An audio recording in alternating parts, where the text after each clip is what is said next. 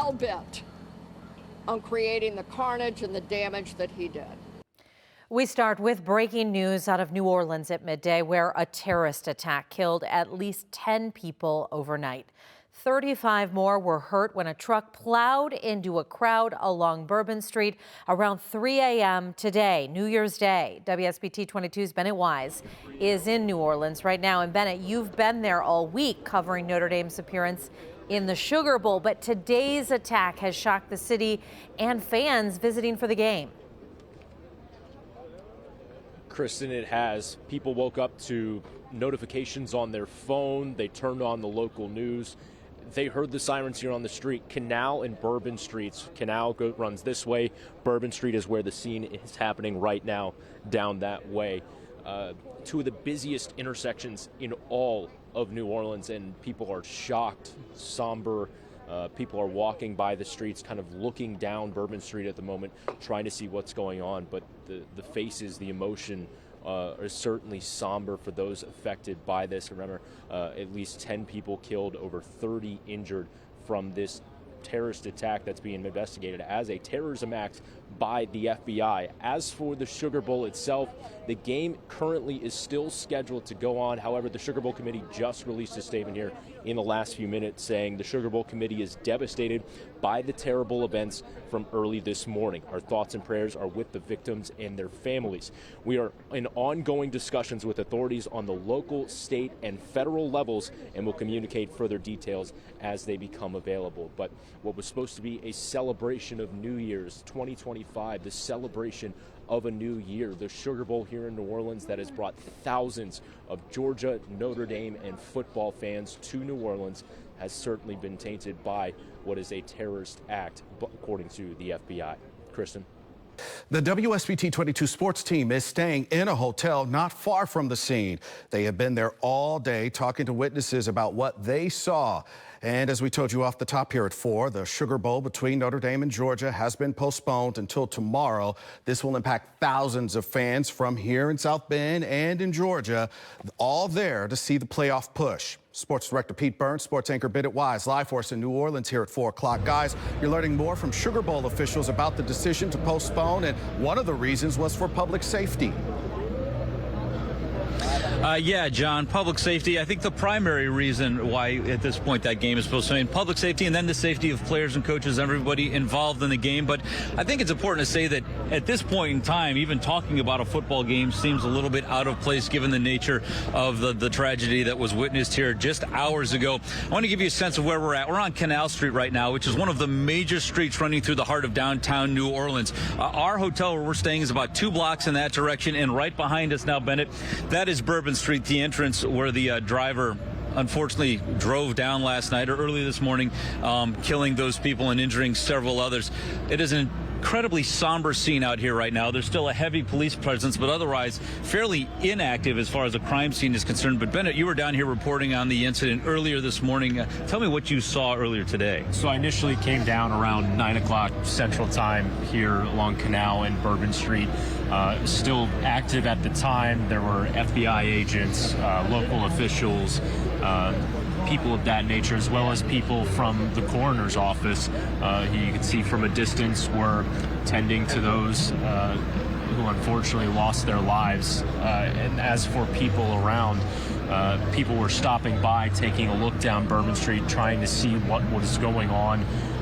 A lot of people saying shocked, horrified, really left speechless by what happened here around 3:15 this morning, and especially around the new year, a time when everybody was out celebrating. Yeah, and if you've never been to New Orleans on New Year's Eve, I think it's hard to put in perspective just how crowded it is. I mean, think Times Square New Year's Eve, which people see on television.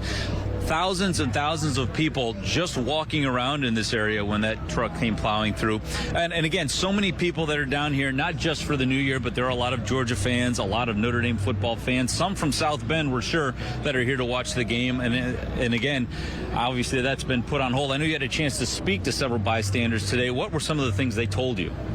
Mainly just thoughts and prayers with everybody's family who was affected. But again, those adjectives of shock, report, I was talking to a woman who was actually from Canada. She was here just on a tour trip, and she was stunned by truly what happened.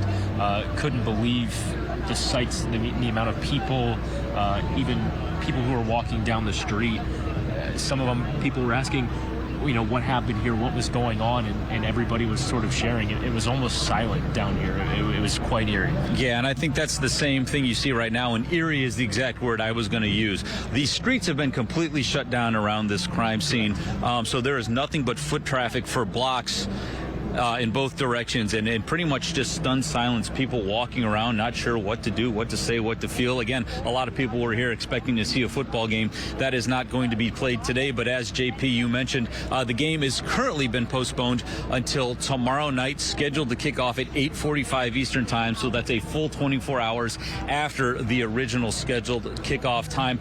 There is a report right now on ESPN suggesting that could get moved up, and that has not happened yet, but the thought process behind that being is that both Georgia and Notre Dame football officials believe that it might be in the best interest of their programs to do that. Keep in mind, whoever ends up winning the Sugar Bowl game tomorrow has to turn around and play an even bigger football game the following week. So when they think about rest and recovery and preparation, all of those things enter into their mind, although clearly it's important to point out that that's all in the background. Safety still remains everybody's primary concern.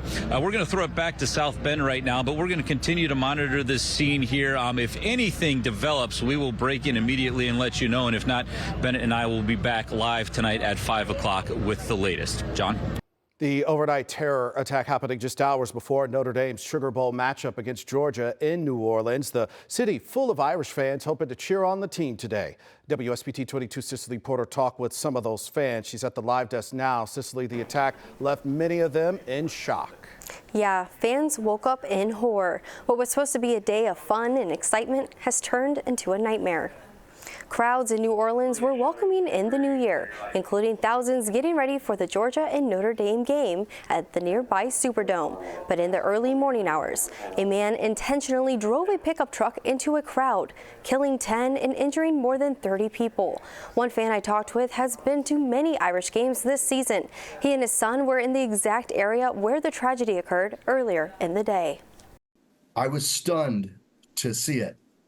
And then I started looking at other pictures that we had taken, and I was like, oh my gosh, this is exactly where we were at.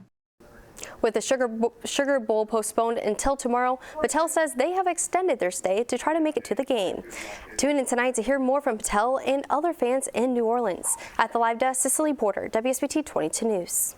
And the WSBT 22 sports team staying in a hotel not far from the scene. Our crews have been there all day talking to witnesses about what they saw. Sugar Bowl officials also making the decision to postpone for public safety. Sports Director Pete Burns, sports anchor Bennett Wise continue our live WSBT 22 team coverage in New Orleans. An eerie scene behind you guys on what's normally a very busy Bourbon Street.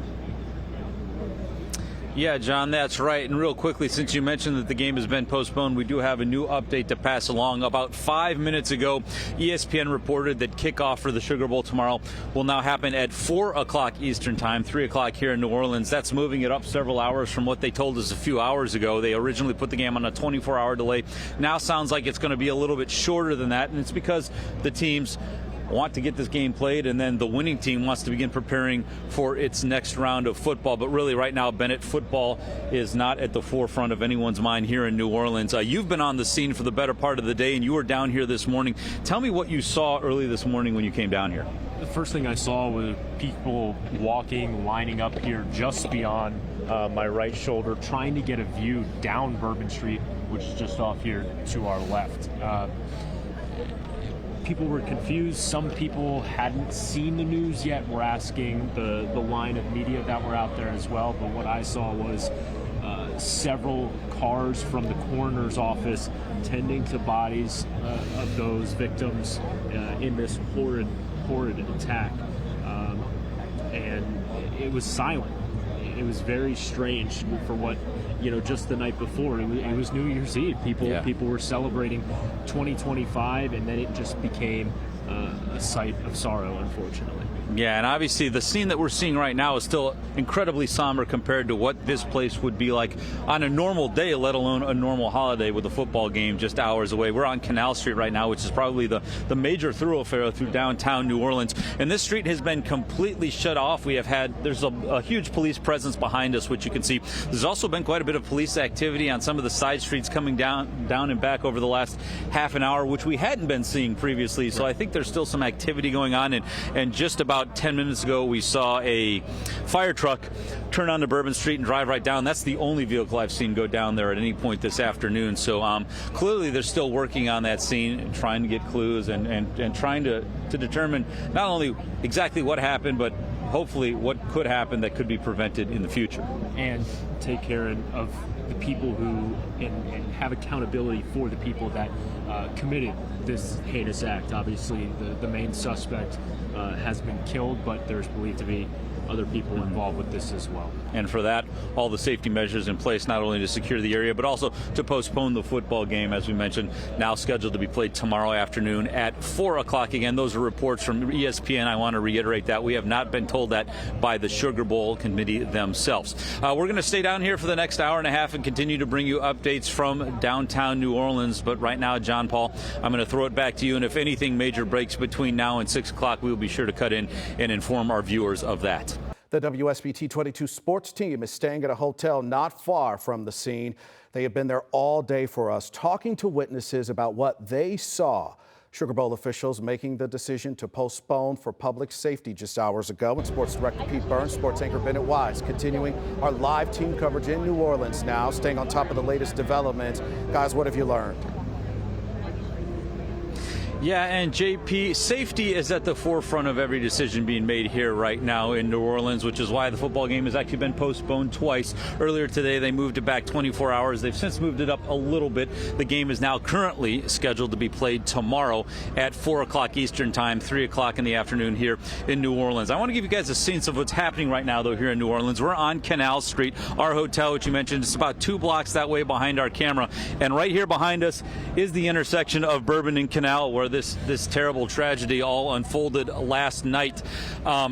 It's still an active crime scene, although not nearly as hectic as it was earlier in the day, and there are lots of people just walking up and down the street here, kind of an eerie sense, Bennett, because the street has been shut down. But you were here most of the day, and it was quite a different environment earlier this morning. I think I came out to the street right here around 9 o'clock Central Time, 10 o'clock Eastern, and you had some people walking along the sidewalk, peering down Bourbon Street to see what was going on. Some people hadn't heard the news yet. If you didn't get a notification or text from anybody, a loved one.